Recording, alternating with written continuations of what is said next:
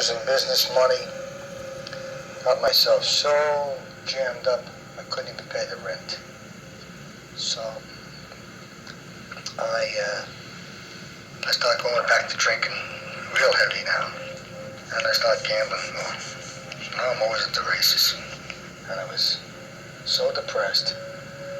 That is when I decided I would be a bank robber. The stupidest thing in the world. He would rob a bank for $24,000 at 1 o'clock in the afternoon and go to the track and come home with $500. I mean, I did not come from the all-American family. You know, he won big money, and we lived really comfortable for a while, and then things weren't good. Man, the fucking beatings he gave us, man. Fucking wouldn't wish on anybody. At this time in my life, it's like a word. He's just my dad, but there's nothing there. I mean, he calls me more, writes me more. Maybe it's because I send him money, I don't know, but he's always asking me for money. But that's okay. I mean, if I have it, I send it to him, because I know he has pretty much nothing in there. Oh, I'm a bit befuddled. You're making me think about my father. I miss him. Boy, I made some score. I made $8,000.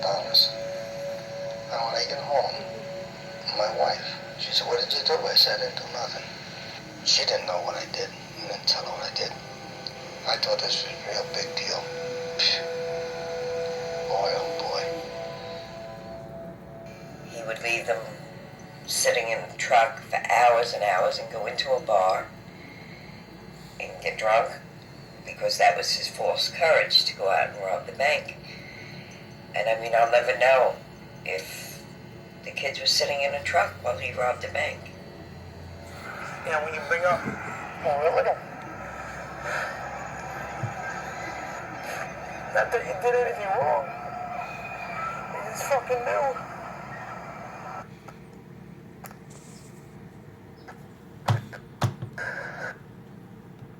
He was fucked up. He was like living with Dr. Jekyll and a Mr. Hyde. It was either wonderful or terrible. There was never anything in between.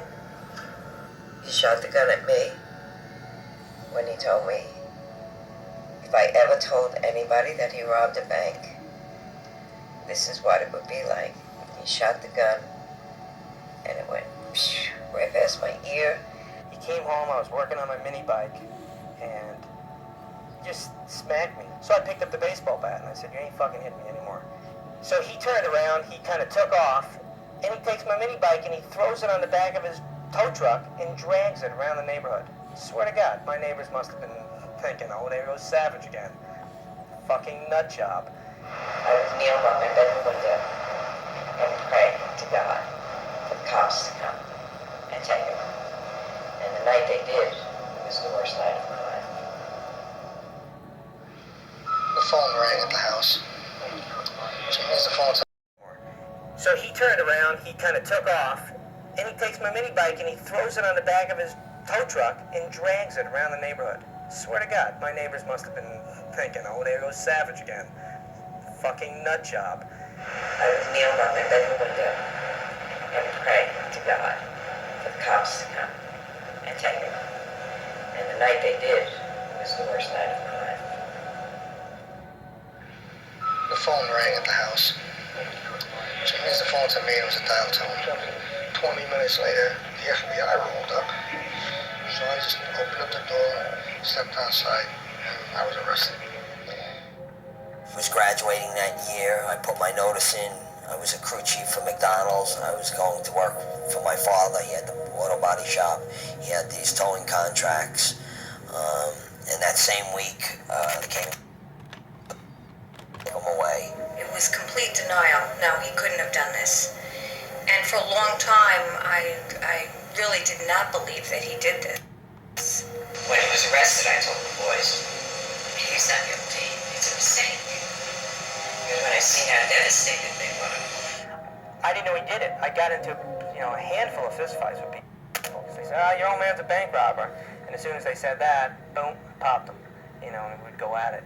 Because we were told right away by my mom that, you know, he was set up and it's a mistaken identity, you know, what do you know, so that's what you go on. You know, I was embarrassed. I felt bad for the rest of my family. I felt bad for my mother. I felt bad for my brothers. They were ridiculed by teachers, by friends. You know, my whole family is messed up because of that. Brothers not talking to each other, you know, brothers not talking to my mom, sisters mad at her, whatever, you know.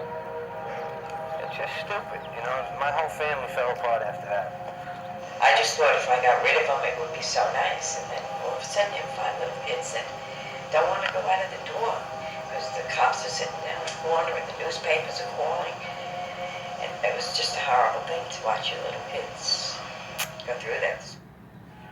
And even with all the money I had, it's amazing that the money just really meant nothing. But the most depressing and loneliest part of my life now is that I can't see or talk to my kids. You know how they say, you know, you finally get the weight off your chest? I was so thrilled. I was like, yes, he's gone. I guess seeing him in prison, I guess that kind of, you know, scare you. I mean, I've been arrested before, but, you know, just like minor things, you know what I mean? A couple of bar fights and shit like that. I think he's trying to change while he's in there, but he's still... That's the person I remember, you know, which is not a lot. As a matter of fact, when we took a picture in there together, you know, he looked over to me and he's saying, well, for the 9 years that I was there, I did the right thing, and, you know, you were able to eat, you had food. I never really hit you guys. It really wasn't about just money and putting food on the table. I would have preferred him being there, being more compassionate, more understanding, and being more of a guide. Say, here, let me help